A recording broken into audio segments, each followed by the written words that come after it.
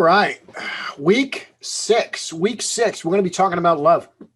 In fact, we're going to spend 2 weeks on love. So this week and next week, I believe we're going to talk about love again. So we won't get through everything tonight, but we'll start talking about love. So what qualities do you associate with love? When you think about the word love, what are some of the qualities that you associate with that? Selflessness. Okay, selflessness. Anybody else? What do you think of? Devotion. Devotion? Okay. Compassion. Yeah. Compassion, yeah.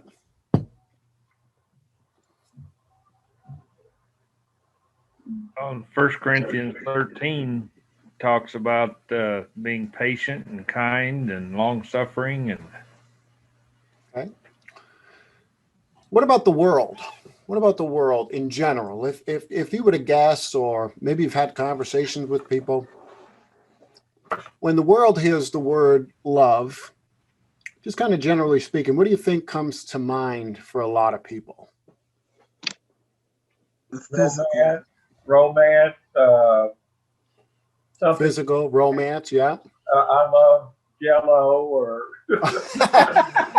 I love Jello, so it's like it's a like. I like Jello, so yeah. Love is used as yeah.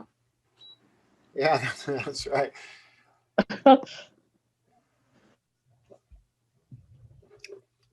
Well, and I think there's also that love that you have for your family, you know, a mother's love, or the love you have for your kids or your parents, or. Okay. Yeah. So there's maybe different kinds of love, especially in our world today. Modern concepts. We love our dog. We love our Jello. We love our husbands or wives. Hopefully, we don't love them all the same, right? Hopefully, there's some difference between those kinds of loves. If not, then there may be a problem. All right. So, do you think love is love a feeling that kind of overwhelms you and then prompts you to do positive things, positive actions, or do you first choose to love and then demonstrate those, that commitment through actions? What do you think? I think it could be both. Okay. Give me an example. Can you hear me? Yes, we can. yeah, we can. I think like the love that overwhelms you and prompts you to the positive action, when you have a baby, that's not something you choose. It's just there. Okay. And I think that you automatically want to do those positive things for your child. Or as you get older and your parents are aging, that can be, I think that's more like an overwhelming love that prompts you to do positive things. All right. But then I also think that there's at times when you meet people and you kind of get to know them. And I don't know if choose to love them is the right word, but you kind of, that love is a little bit more gradual. Okay.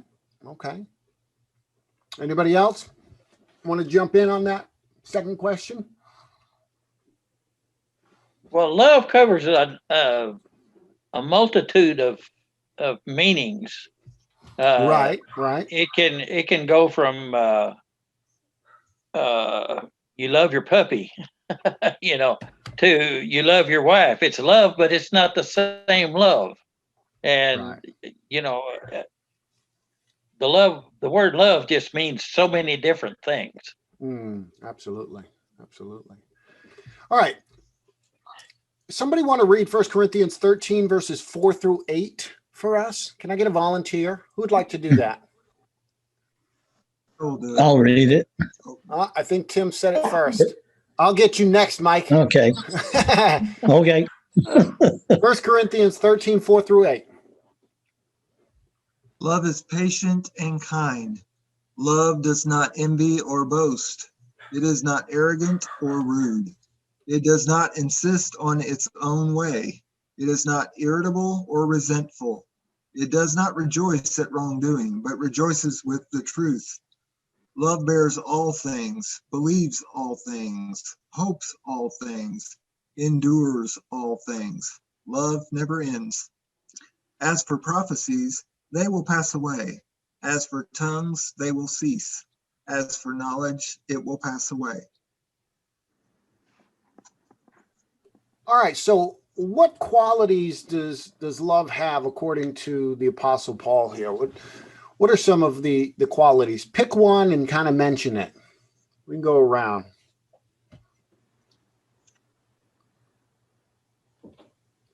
Well, the patient and kind, I think, is a big one. Okay. Okay. Yeah. You can love, well, and patient and kind are two different things, I think, too. But you can love somebody very much and still have a problem sometimes being patient with them. Okay. Depending on how we define love, right? Could be Right. different ways of defining love. So sure. Yeah. Patience is very interesting. So Paul talks about love has the quality of patience, at least the kind of love that he's talking about has patience with it. And that one, I think you were mentioning, patience is one of those that can be difficult. Is that right? Yes. Yeah, it can be difficult. Anybody here have an easy time with patience? Anybody real good at having patience? All the time. I'm I'm not as good at- good as I used to be. I'm good at not having it. Okay. I mean, and that's a serious question. Some people, everybody's different. We all have different backgrounds. We all, we have different gifts, talents, those kinds of things. And so, some people may very well be. I know people who are really, really good with patience. So it's not like a far-fetched thing to ask, does anybody really feel like they have patience under control? But it can be a difficult one for a lot of people. I wonder if we learn patience when we're in tough times or hardships. You ever pray, Father, give me patience? Anybody ever pray that? Something like that? Give me patience, help me be patient, something like that. And then Sure. have you ever had the experience after you've prayed that, maybe a day or two or a week, two later, someone or something enters your life, which seems to test your patience? That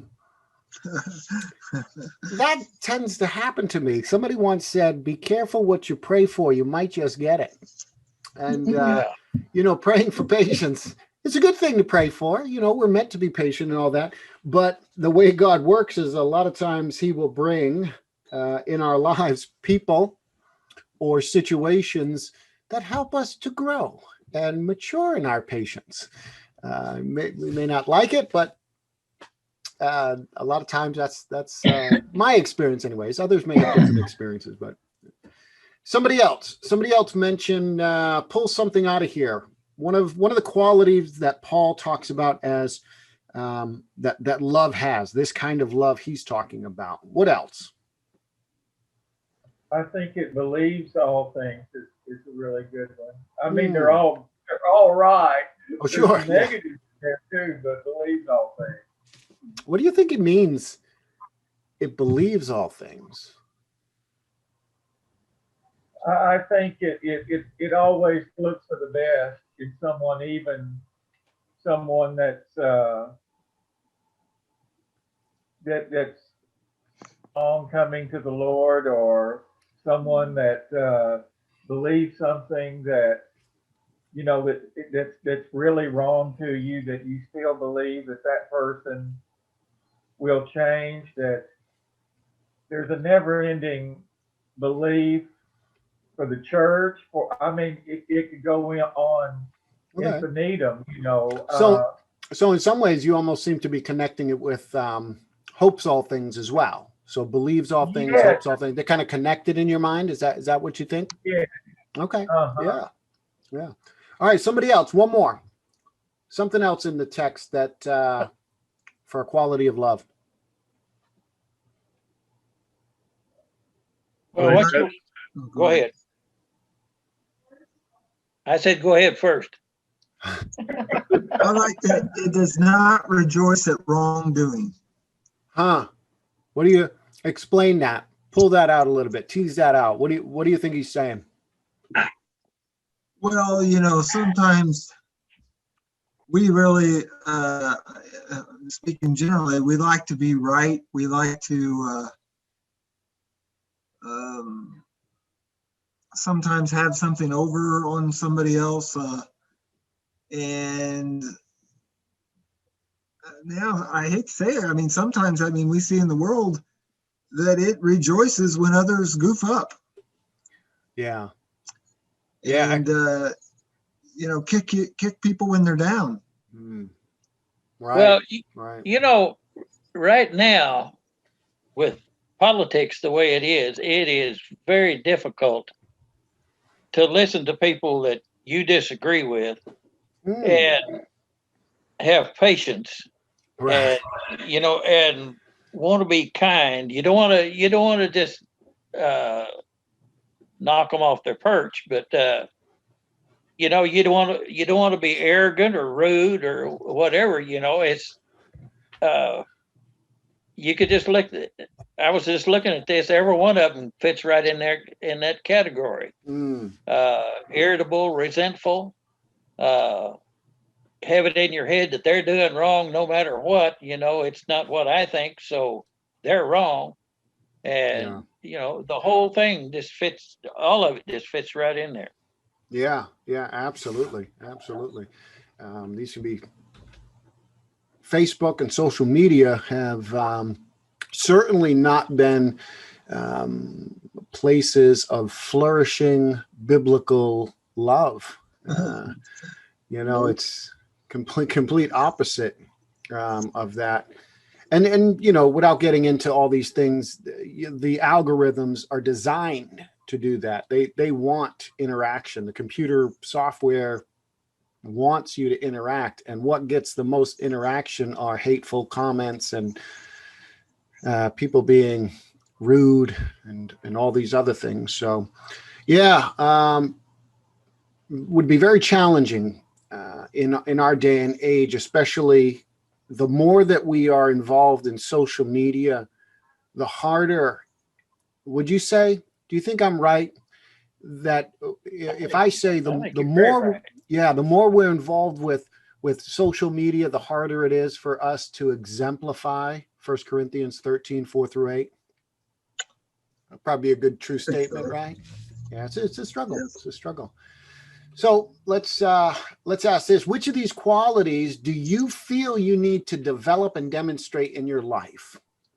Because here they all are, kind of pulled out.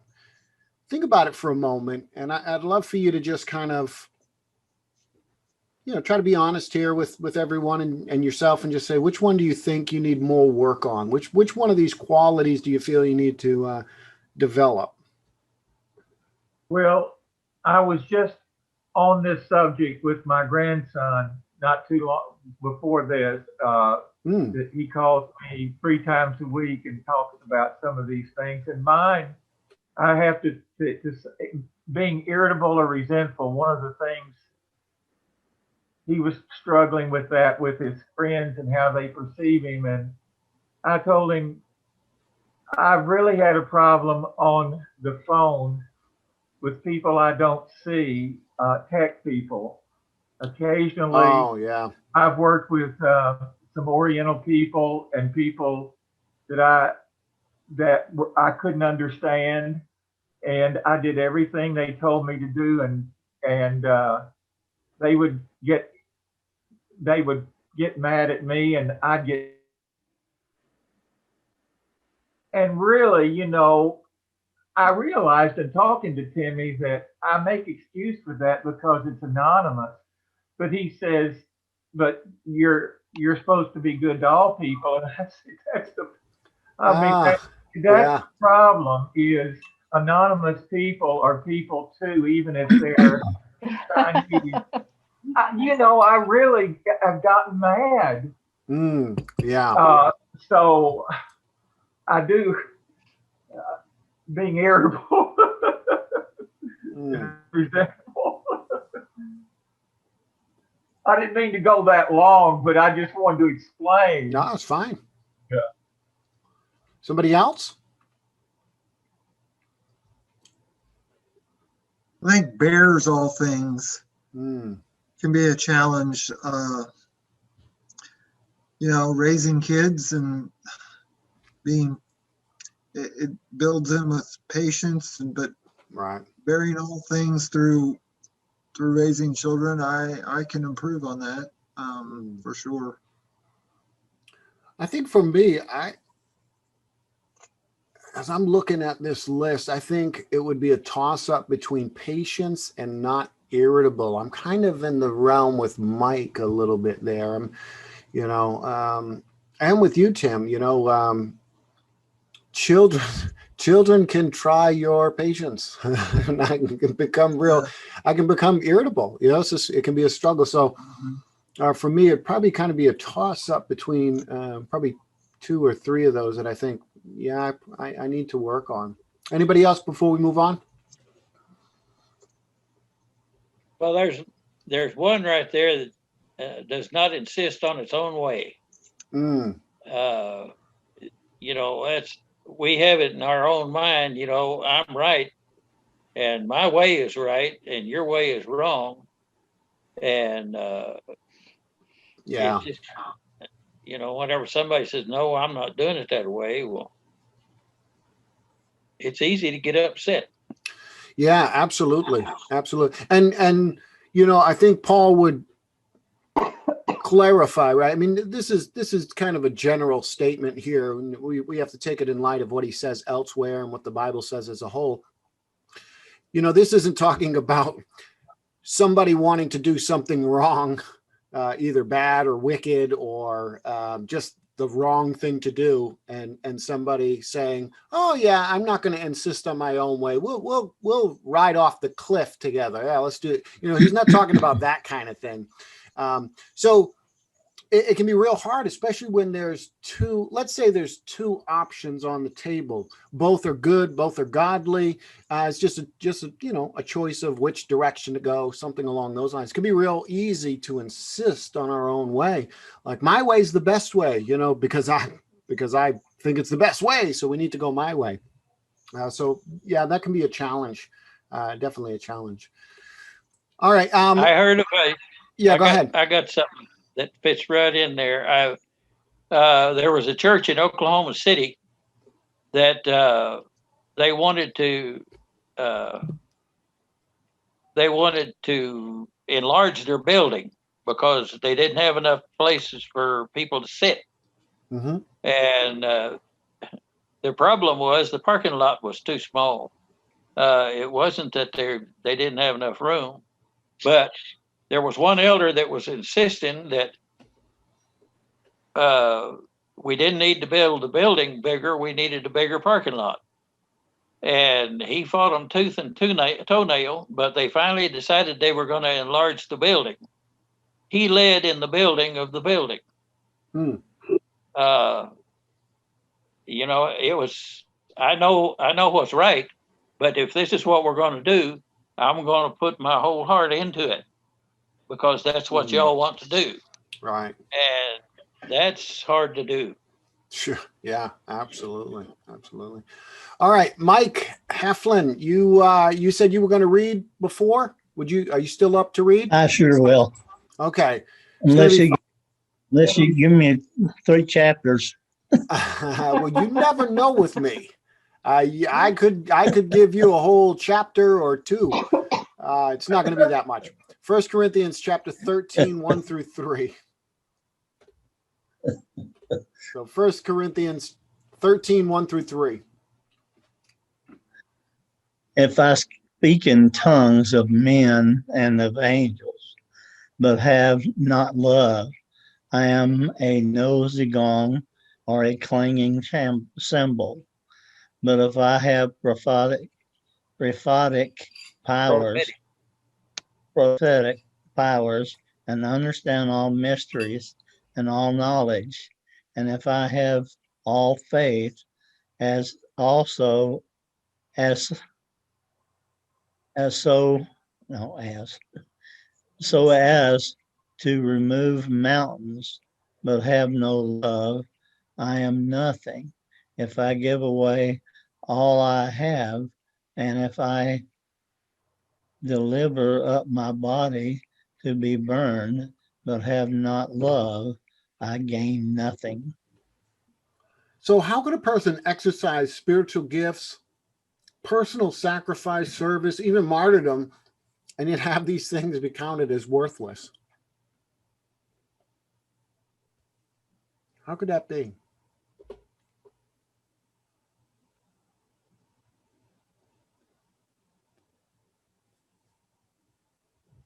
That's a good question.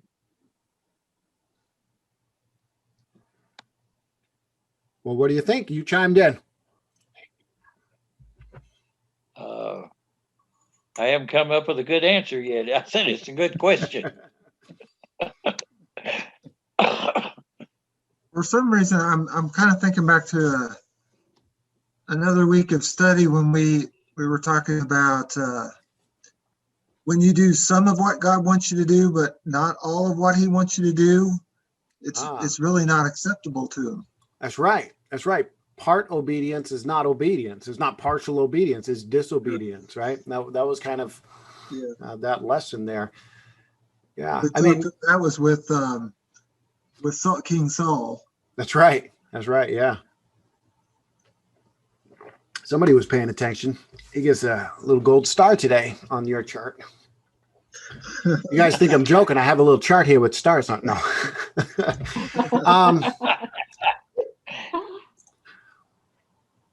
I mean, clearly he talks about love, right?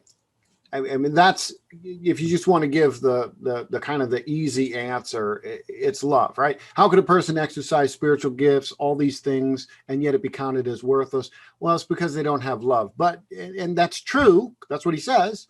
But really, what does that mean? And I think part of what it means is what you were saying there, Tim, that you can do things that are godly and yet either not be obedient, fully obedient, or something else. Think about this. Did God command, want, desire sacrifices in the Old Testament? Yes. Yeah. I mean, it's commands. I mean, there's a whole book called Leviticus. Go read that. There's all kinds of instructions of what he wants and how he wants it.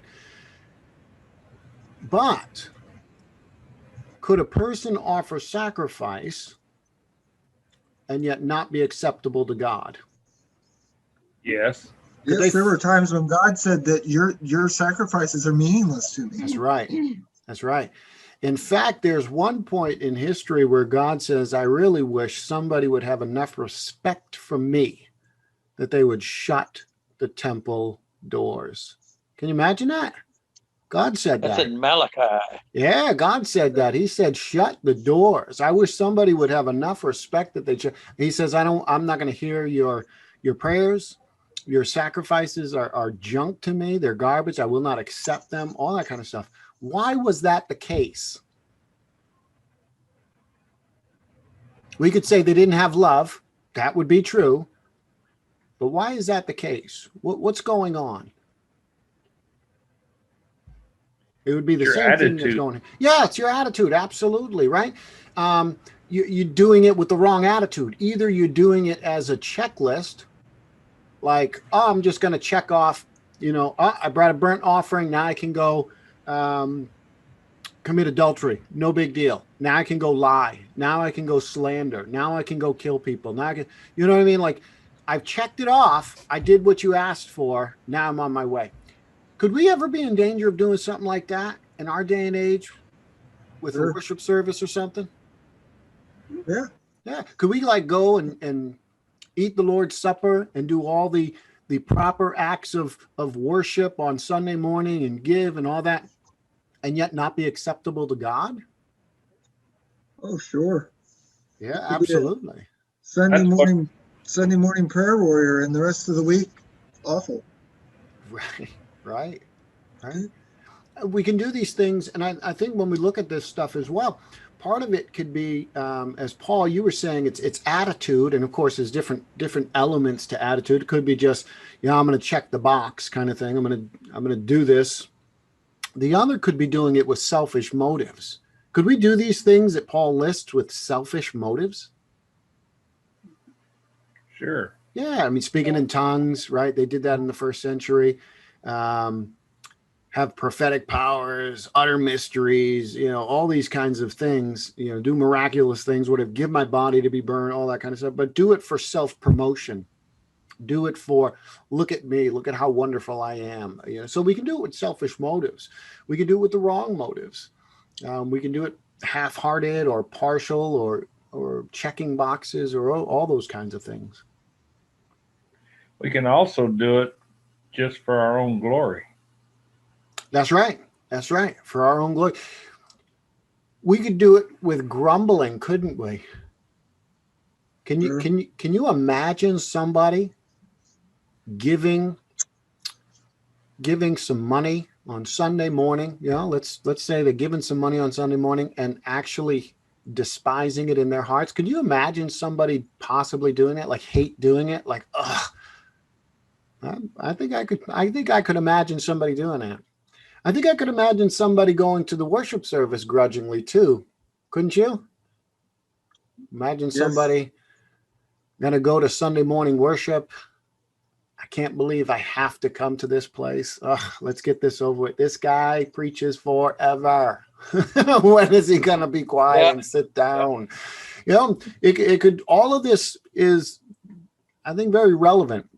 We may not deal with this personally, but it's certainly something that we could be tempted with. It's something that we could fall into. So what actions might indicate the kind of love that Jesus is referring to when he commands his followers to love one another? I'll read the text. Think about the question. John 13:34 and 35. Jesus says, "A new commandment I give you, that you love one another just as I have loved you. You also are to love one another. By this, all people will know that you are my disciples, if you have love for one another." So what actions might be indicated here by this command? I think when we know that something is seriously wrong with someone that needs concern on our part, that we can't sleep until that's taken care of in some way. With somebody that's put on our heart. There's different people, but sure. I think sometimes something can happen to someone that becomes so heavy with you that you're I mean, it's self-sacrificial, I think, maybe. Sure. No. Now, you don't think Jesus is talking about having an emotion here, do you? No, I think it's something that goes into action. I mean, I think it's something that, like you were saying, and I don't know if it was in your sermon, but where the body, it was last week, where the body, the different parts of the body, respond when my hand hurts. That's right. If something else is hurting, if my back is hurting, I think if you're hurting, I ought to be hurting in some sense, at least enough to pray or be compelled to pray or something. I don't know. It's compelling. Yeah. It's definitely not a feeling, because you can't see a feeling, right? You can't see an emotion. So there may be emotions and feelings with it. That's when we're not saying that's, that may be there as well. But clearly, by this, all people will know that you're my disciples if you have love for one another. That's something that has to be seen. That's something that is expressed by actions, right? So feelings may very well go along with it, but there has to be some kind of an action that takes place. So, so being compelled to pray for people, being compelled to do something. I think about, when Jesus says, you need to love one another just as I have loved you. How did Jesus love them? So much that he died for us. Yeah, so much that he died. So there's something with giving up of oneself, wouldn't you say? I mean, if Jesus died on the cross, he was giving up of himself, all of himself, for others. So he says, love just as I have loved you. I think about, what about one's time? You know, for some people, it's a lot easier to throw a few dollars in a plate than it is to give a few minutes of your time. Time is very precious. Time is something that a lot of us feel we don't have a lot of it. We work long hours. We want to spend time with our families. We want to spend time alone doing things we like. It's a big sacrifice when someone's in need to give up your time. And I think that's one of the things we're called to. You know, that would be a self-sacrifice, is saying, you know, I set aside this portion of time to do X, Y, or Z. Somebody's in need. I can help them. I'm going to sacrifice my time. Can you think of any other things? Well, that's kind of like the old story of the church that was going to have a prayer meeting for somebody that was very poor, and they needed a lot of stuff, and they were having the prayer meeting, and one fella didn't show up, and a little kid came by driving a wagon by, and he said, they said, where's your daddy? We're having a prayer meeting for so and so. And he said, I've got daddy's prayers in the wagon. He was taking food over to him. Yeah. His daddy had been working all day to get stuff together to take over there. Right. Absolutely. That's a good illustration. A lot of times we want to, let's just have a prayer meeting and take care of it, you know. Right. And that don't always take care of it. Well, that reminds me of James, doesn't it?